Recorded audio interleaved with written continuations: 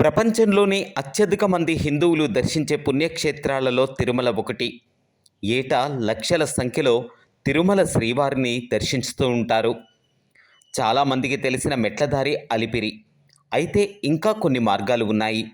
వాటి గురించి ఇప్పుడు మనం తెలుసుకుందాం. అలిపిరి తిరుమలలో 7 కొండలు ఉన్నాయని తెలుసుకున్నాం కదా. ఈ 7 కొండల నడకదారి గుండా ప్రయాణిస్తే తిరుమల ఆలయానికి చేరుకోవచ్చు. తాళ్లపాక అన్నమాచార్యులు అలిపిరి నుండి తిరుమల కొండ ఎక్కిన మొట్టమొదటి భక్తులు. అలిపిరి నుండి అన్నమాచార్యులు వెళ్ళిన దారే మొదటి నుండి గుర్తింపు పొందింది. శ్రీవారి కొండకు చేరుకోవటానికి తక్కువ టైం పట్టే మార్గాలలో ఇది ఒకటి. ఈ దారే కాకుండా తిరుమల చేరుకోవడానికి అనేక దారులు ఉన్నాయి. శ్రీవారి ఆలయానికి చేరుకోవడానికి మొత్తం 8 దారులు ఉన్నాయి. వాటిలో మొదటిది మరియు ప్రధానమైనది అలిపిరి. అలిపిరి అంటే ఆది పడి అనగా మొదటి మెట్టు అని అర్థం. అలిపిరి మార్గంలో తిరుమల చేరుకోవడానికి గంటన్నర సమయం పడుతుంది. 11 నుంచి 12 కిలోమీటర్ల వరకు దూరం ఉంటుంది. ఇక రెండవ దారి తిరుపతికి 10 కిలోమీటర్ల దూరంలో ఉన్న శ్రీనివాస మంగాపురం ఉంది. అక్కడికి 5 కిలోమీటర్ల దూరంలో శ్రీవారి మెట్టు ఉంది. ఈ దారి గుండా 3 కిలోమీటర్లు నడిస్తే శ్రీవారి ఆలయం చేరుకోవచ్చు. పట్టే సమయం గంట. చంద్రగిరి కోట నిర్మించిన తరువాత ఈ దారి వెలుగులోకి వచ్చింది.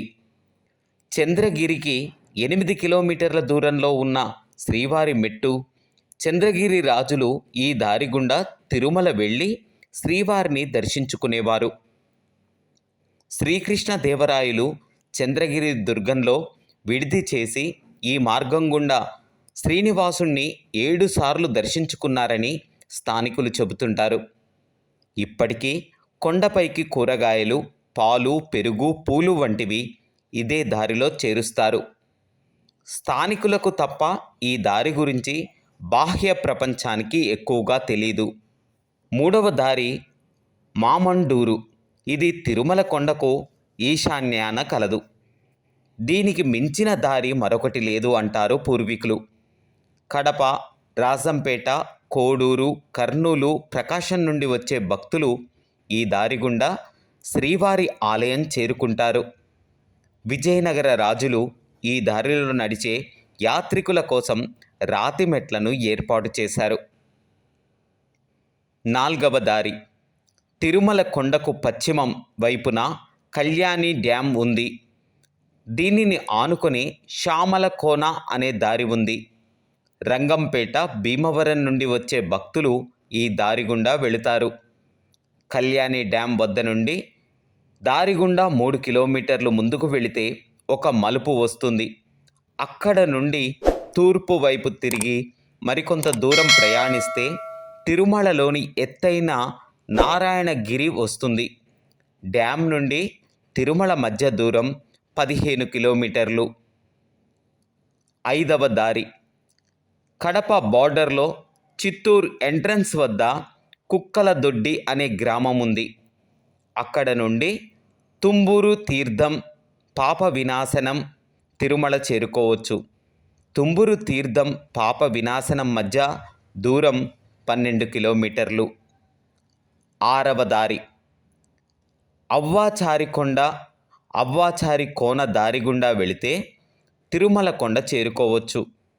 రేణుగుంట సమీపంలో కడప తిరుపతి రహదారి మార్గంలో ఆంజనేయపురం అనే గ్రామం ఉంది.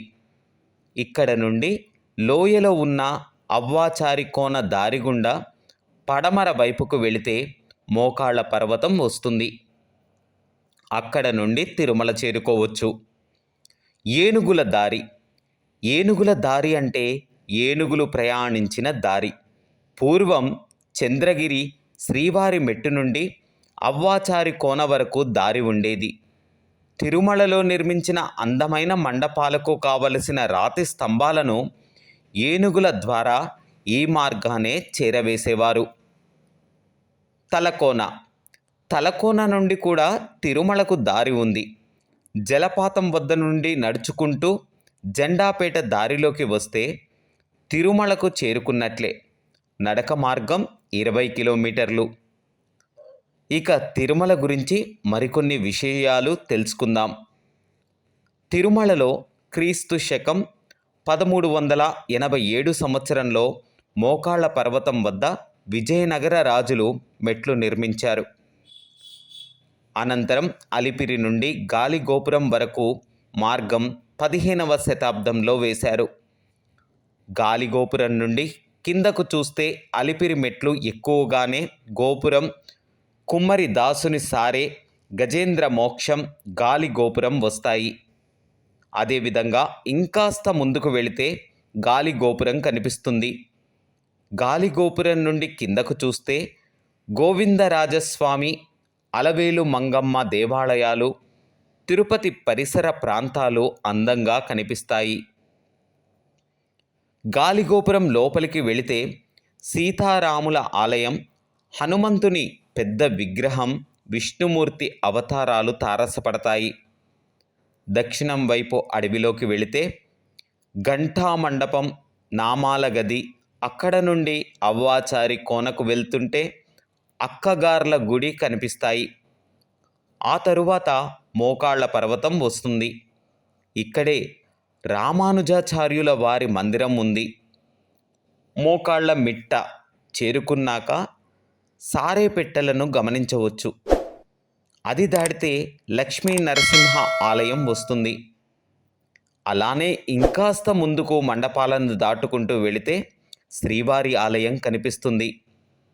శ్రీవారి మెట్టు శ్రీనివాస మంగాపురం వద్ద ఉంది. ఇక్కడ కళ్యాణ వెంకటేశ్వర స్వామి ఆలయం ఉంది. శ్రీవారు ఆయన భార్య జగజ్జనని పద్మావతిని ఇక్కడే వివాహం చేసుకొని శ్రీవారి మెట్టు దారిలో కొండపైకి వెళ్ళి వెలిశారు.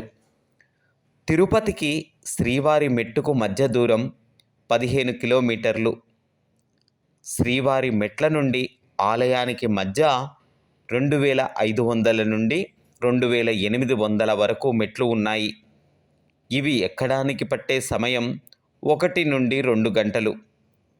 ప్రతి 50 లేక 100 మెట్లకు నీటి సదుపాయాలు ఉన్నాయి. ఓం నమో వెంకటేశాయ.